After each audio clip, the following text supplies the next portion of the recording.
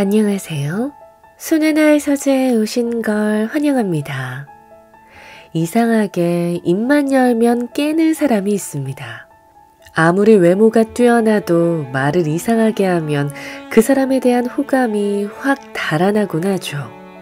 그래서 어떻게 하면 말을 잘할까 고민하는 분들도 있을 텐데요. 말할 때 아우라가 느껴지는 품이 있는 사람들은 특별한 말하기 기술을 갖고 있는 것이 아닙니다. 내가 아는 말하기의 본질은 어떤 테크닉이 아니라 마음이라는 것을 깨달아야 합니다. 말은 마음에서 나옵니다. 오늘 읽어드릴 이 책은 마음을 바꾸지 않으면 말도 절대 바뀌지 않는다고 합니다. 물론 저는 말을 바꾸면 마음도 바뀐다고 생각합니다. 하지만 우리가 가장 추구해야 할 것은 바로 마음이죠. 마음이 따뜻하고 단단한 사람에게서는 다정한 말이 마치 숨을 쉬는 것처럼 자연스럽게 나오니까요. 과연 우아하고 품격 있는 말, 매사가 잘 풀리는 말이 어떤 마음에서 나오는 것인지 오늘 이 책을 읽으며 함께 배워보시죠.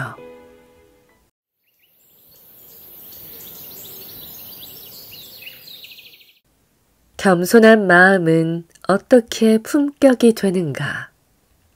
보기만 해도 힘이 없어 보이는 한 노인이 부동산에 들어왔다. 식구는 많은데 돈이 부족했던 노인은 부동산 중개인에게 자신이 생각하는 집 금액의 상한선을 말했다. 그런데 부동산 중개인은 이런 말을 날렸다. 나는 정말 그 말이 날아갔다 라고 표현하고 싶다. 마치 누군가를 죽이기 위해 날아가는 총알처럼 위협적으로 느껴졌기 때문이다.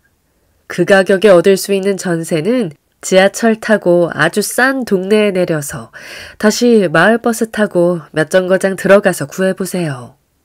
사람은 총알에만 맞아 죽는 게 아니다. 말로 쏜 총에 맞아 생긴 마음의 상처는 죽는 날까지 사라지지 않기도 한다.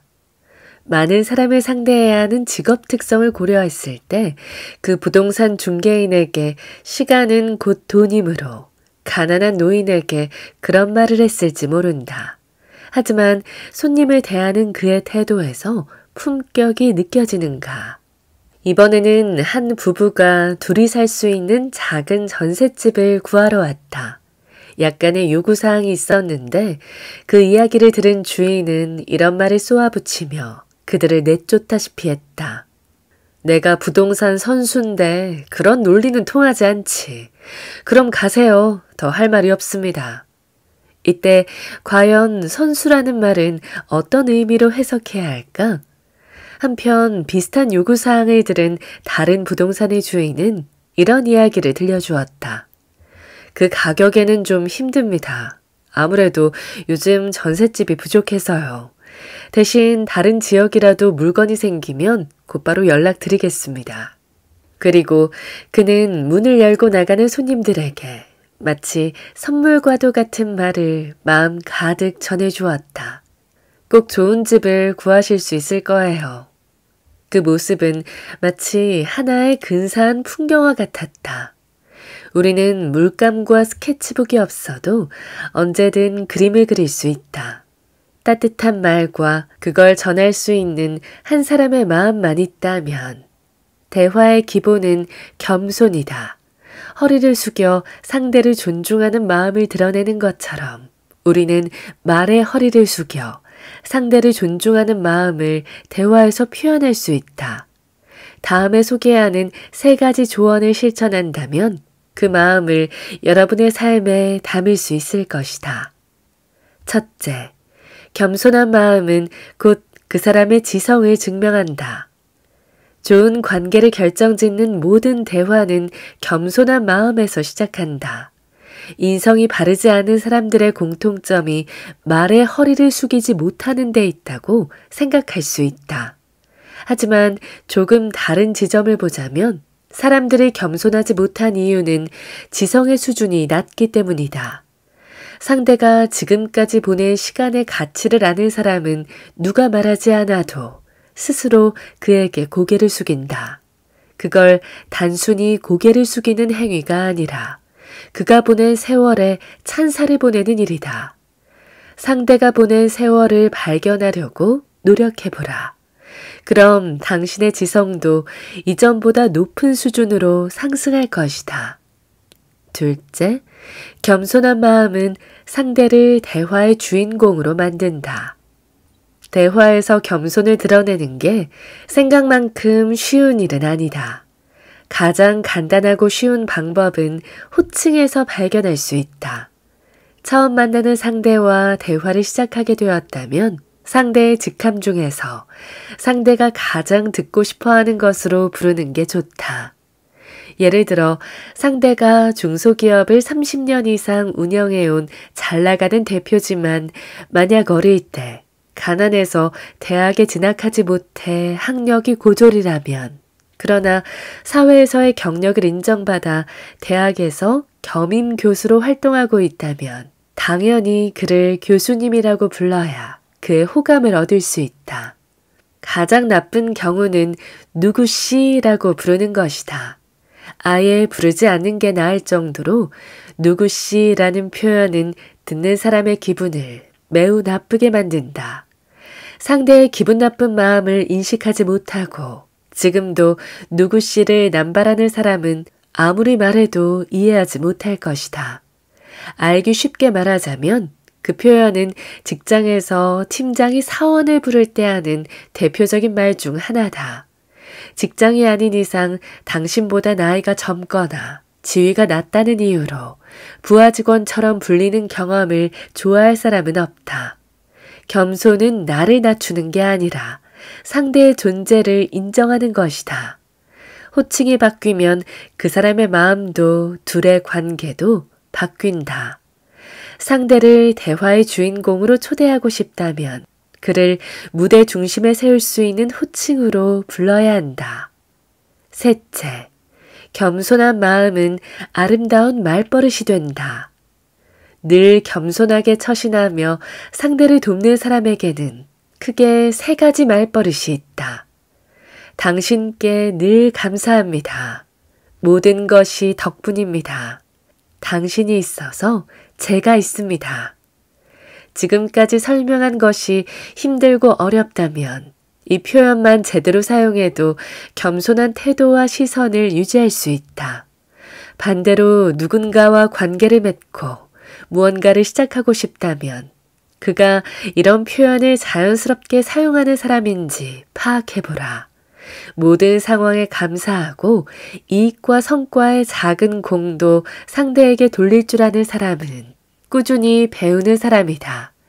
뛰어난 지성인이자 가장 아름다운 시선을 갖고 있는 사람이며 믿을 수 있을 정도로 내면이 튼튼한 사람이므로 그들 곁에서 벗어나지 말라. 말버릇은 매우 중요하다. 사람들은 말버릇을 그 사람의 본심이라고 생각하기 때문이다. 생각할 틈도 없이 기침처럼 나오는 말이 전략적으로 내뱉는 말보다 그 사람의 진심을 반영한 거라고 믿는 사람이 많다. 겸손한 마음은 우아한 말이 되고 우아한 말은 당신의 품격이 되어 당신이 살아온 나날의 가치를 증명한다. 말에 허리를 숙여 상대를 높이는 겸손한 마음이 좋은 말버릇이 될 때 세상은 아름다워질 것이고 삶의 품격은 더욱 높아질 것이다. 말과 생각의 품격을 높이는 5가지 원칙. 대문호 괴테에게는 실러라는 좋은 친구가 있었다. 나이는 조금 차이가 났지만 둘은 문학적인 영감을 주고받으며 서로에게 좋은 영향을 끼쳤다. 하지만 모두가 그들을 좋아하는 건 아니다. 하루는 둘의 관계를 시샘한 한 평론가가 괴테에게 이런 질문을 던졌다. 당신과 실러 둘 중 누가 위대하다고 생각합니까? 그의 의도를 순식간에 간파한 괴테는 이렇게 응수했다. 둘 중 한 명을 고르는 게 뭐가 중요하겠습니까? 가리기 힘들 정도로 위대한 영혼이 2명이나 있다는 것이 좋은 일 아닙니까? 괴테는 단 한마디로 자신의 기품을 증명했다. 말과 생각의 품격은 어떻게 높일 수 있을까? 괴테의 삶을 통해 나는 생각의 품격을 높이기 위한 5가지 조언을 발견할 수 있었다. 첫째, 당신에게 있는 인사이트를 발견하라. 지금 이 순간에도 많은 사람이 인사이트, 즉 통찰력을 가지려고 노력한다. 간절한 눈으로 원하는 분야의 대가를 찾아가 고가의 비용과 많은 시간을 투자한다. 하지만 그 모든 의욕적인 시도가 귀한 결과로 이어지진 않는다. 그 이유는 인사이트는 내가 나에게 주는 선물이기 때문이다. 주입이 아니라 스스로 발견하고 채워야 한다. 어떤 좋은 책과 강연을 들어도 내가 준비하지 않으면 무엇도 얻지 못한다. 생각을 바꿔야 한다. 지금 여기에 분명히 무언가 배울 게 있다. 라는 생각이 내가 머무는 순간과 공간의 수준을 높인다. 더러운 쓰레기 처리장에서 멋진 테마파크를 상상할 수 있어야 한다. 멈추지 말고 지금 여기에 무언가 있다고 생각하라. 지금 여기에서 찾지 못하면 다른 곳에서도 찾을 수 없다. 둘째, 적절한 때에 의사를 표현하라. 사람들은 어떤 새로운 일을 시도할 때 자기 의사를 표현한다. 누군가 우리 이거 시작해보자 라고 힘껏 이야기했는데 이내 다른 누군가가 나는 조금 힘들 것 같아. 대신 뒤에서 너희들을 응원할게 라고 한다면 새로운 일을 시도하려는 긍정과 열정 에너지는 순식간에 사라질 것이다. 나는 강연 전 안내글을 올리는데 간혹 가장 먼저 이런 댓글이 달릴 때가 있다. 나는 못 가지만 다른 사람은 꼭 가세요. 정말 좋은 기회지만 저는 다음 기회에. 이런 말은 겉으로 보기에는 상대를 배려한 말처럼 들린다. 하지만 말에는 순서가 있다. 의욕적으로 시작한 일에 가장 처음 나온 의견이 불참이라면 이야기는 전혀 달라진다. 강연을 공지한 사람도 거기에 참석하려는 사람도 모두 맥이 빠진다. 늘 다른 사람 입장에서 생각하라.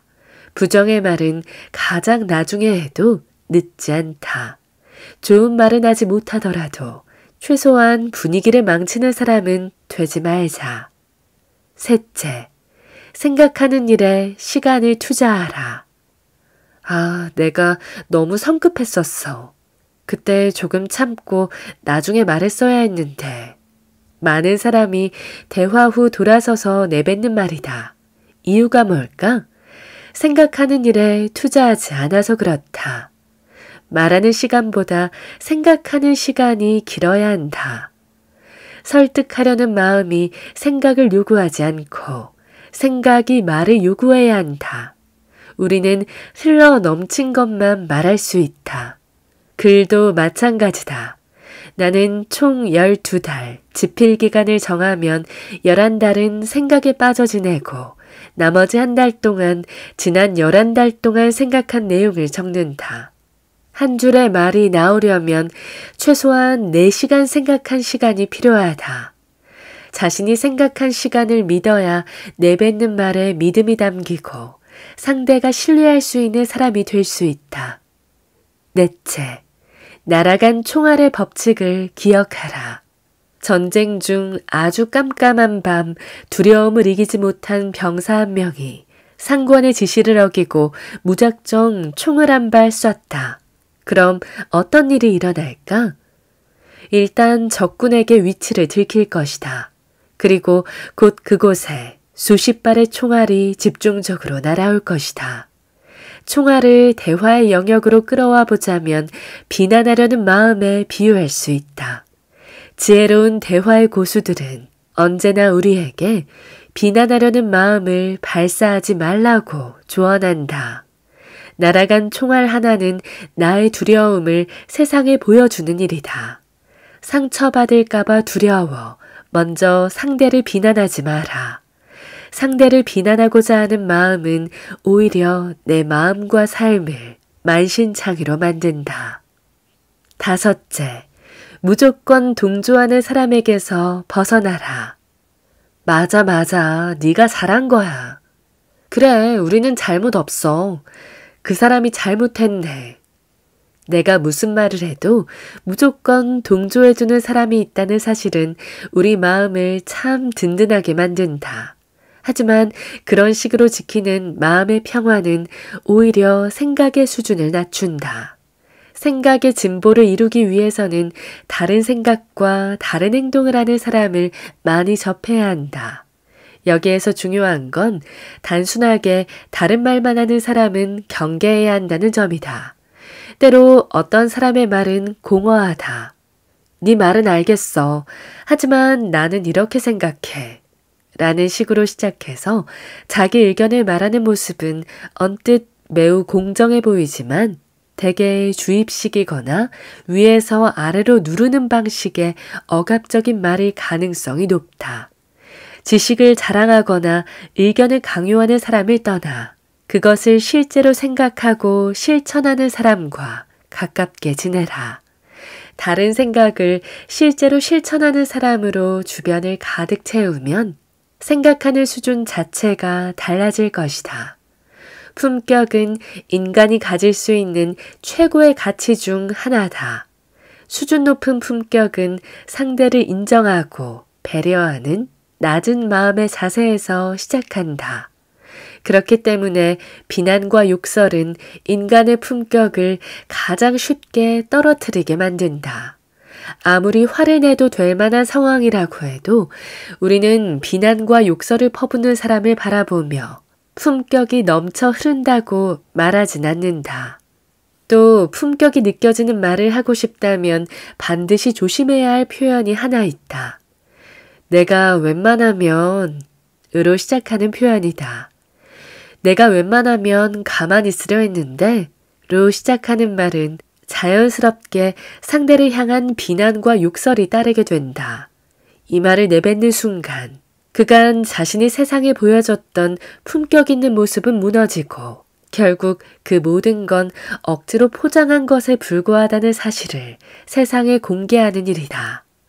타인을 헐뜯어서 좋을 건 하나도 없다. 하루만 지나도 모두 사라질 감정에 불과하다. 오히려 우리는 내면의 성장에 집중해야 한다. 그리고 괴테의 말을 기억하자. 인간에게는 품격이 있어야 한다. 그것만이 우리가 알고 있는 다른 것들로부터 인간을 구분할 수 있는 최선의 방법이다.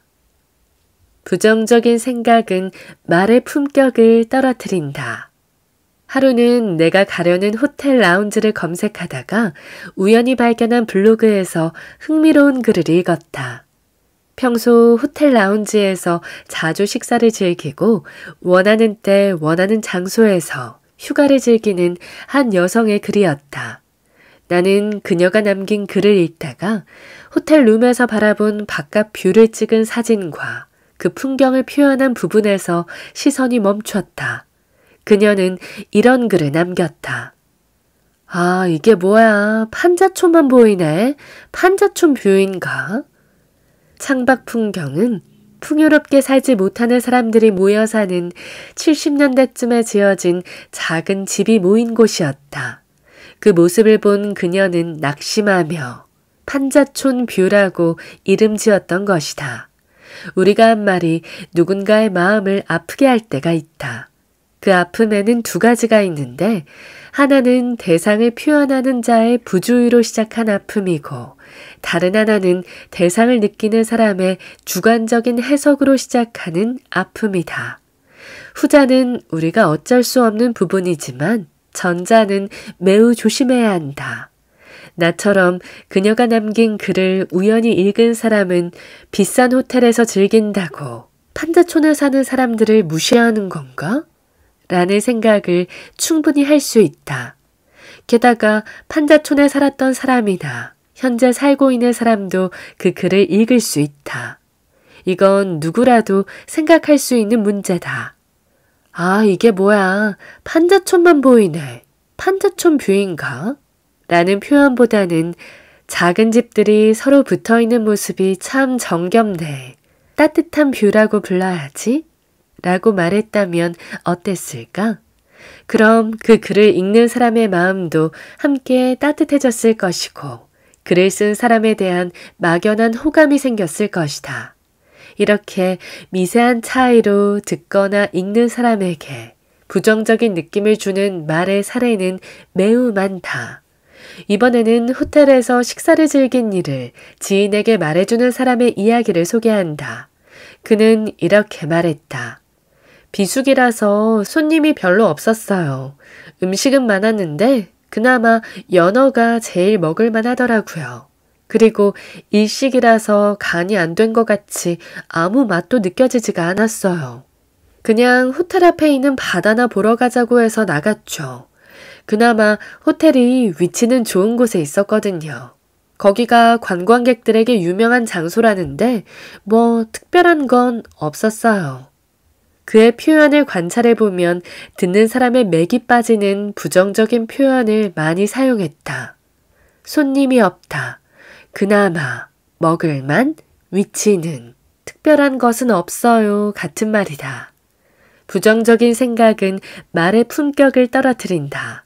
그때 그의 말을 묵묵히 듣고 있던 지인은 이렇게 말했다. 간이 심심해서 저한테는 맞을 것 같네요. 짧은 한마디였지만 무슨 이야기를 듣든 그것을 긍정적으로 받아들여서 좋게 말하는 능력이 있는 사람이라는 사실을 알 수 있었다. 이 사람이 만일 같은 날 같은 식사를 했다면 어땠을까? 아마도 이렇게 말했을지 모른다. 비수기라서 손님이 적어 여유롭게 식사했어요. 음식도 많았고 연어가 특별히 더 좋았어요. 일식이라서 간이 강하지 않아 건강한 맛이 느껴졌어요. 호텔 앞에 있는 멋진 바다 보러 가자고 해서 나갔죠. 역시 그 호텔은 위치도 좋은 곳에 있었거든요. 거기가 관광객들에게 유명한 장소라는데 그럴 만한 가치가 충분했어요. 중요한 건 대상 그 자체가 아니라 그걸 말로 표현하는 능력에 있다. 스스로 인지하지 못하지만 뭐든 다 부정적으로 표현하는 게 습관이 된 사람이 꽤 많다. 표현을 조금만 바꿔도 다르게 들린다. 그런 능력을 갖게 되면 당신을 향한 나쁜 감정을 가진 사람도 한마디 말로 바꿀 수 있다. 늘 기분 좋은 말을 할 수 있기 때문이다. 긍정적인 생각은 곧 그 사람의 품격이 된다.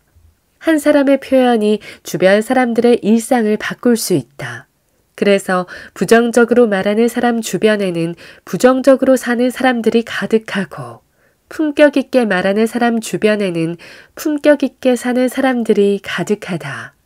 말은 우리가 부르는 세상이다. 말도 사람도 우리가 부르는 대로 온다. 일상에서 품격 있게 말하는 법. 당연한 말이겠지만 보통의 어른은 아이들에게 도덕적인 삶을 살라고 말한다. 주변에서 고생하는 모든 사람을 따뜻한 마음으로 대해야 한다고 가르친다. 사람은 도덕적으로 살아갈 때, 타인을 인정하고 높이는 마음으로 살아갈 때, 일상에서도 말에서도 품격이 드러난다.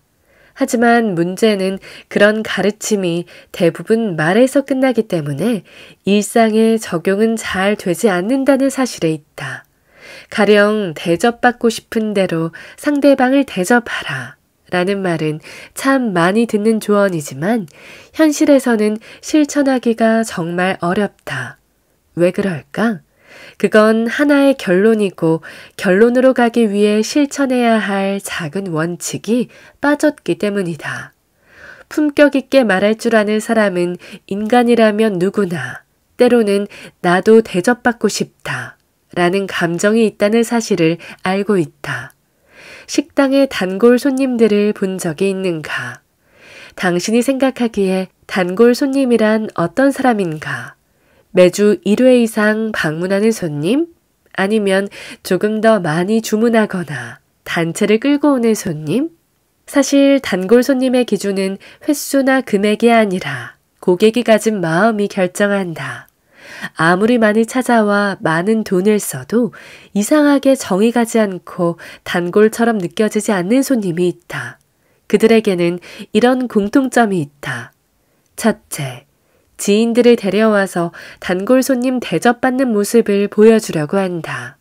둘째, 단골 손님에게 당연히 더 좋은 것을 많이 제공해야 한다고 생각한다. 셋째, 식당의 종업원들을 마치 자기 직원처럼 대하며 심부름까지 시키려고 한다. 반대로 몇 번 찾아오지 않았지만 단골 손님으로 생각하며 정성을 다하게 만드는 손님이 있다. 그들은 쓰는 돈과 오는 횟수가 다른 게 아니라 쓰는 마음과 표현이 다르다. 품격은 그 사람이 가진 돈과 재능이 아니라 그 사람이 품고 있는 마음이 결정한다. 가끔 해외 호텔에 투숙하다 보면 지인들이 내게 묻는 말이 있다. 체크아웃 할 때도 팁을 두고 나와야 하나? 호텔 투숙 중에 팁을 두고 나가는 행동으로는 그 사람의 품격을 가늠하기 힘들다.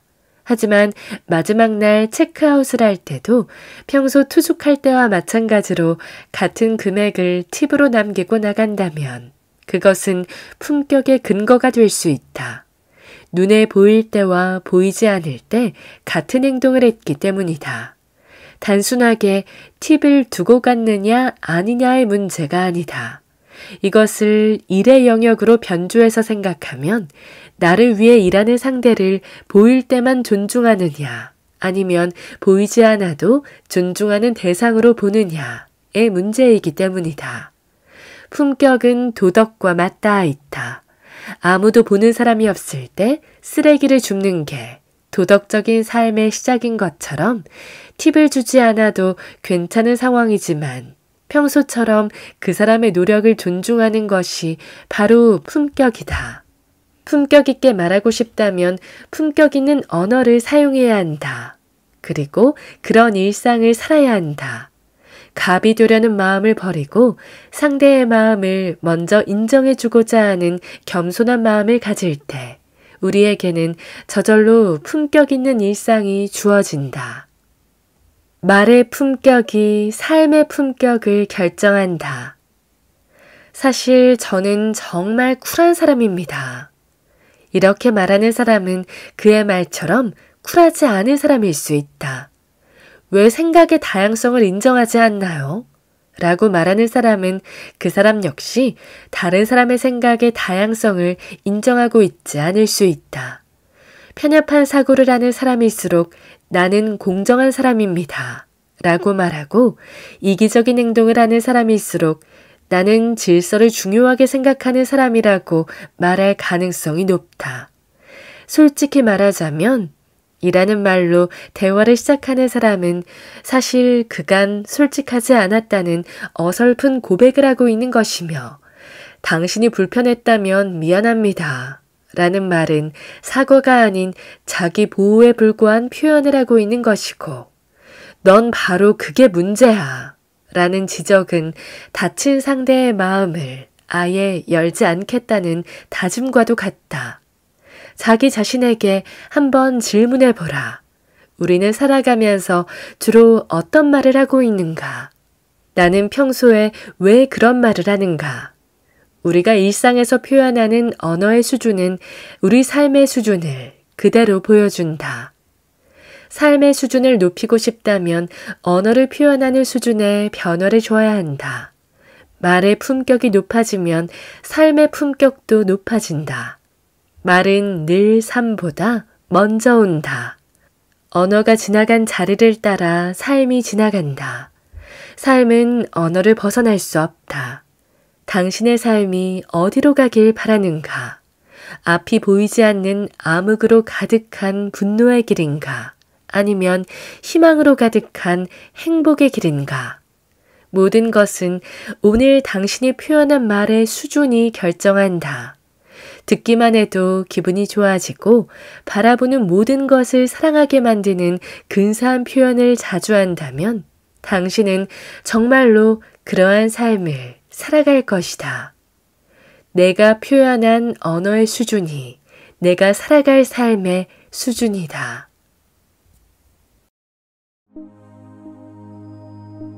오늘 저와 함께한 시간 어떠셨나요? 편안한 시간이 되었길 바라며 또 들러주시길 기다리겠습니다.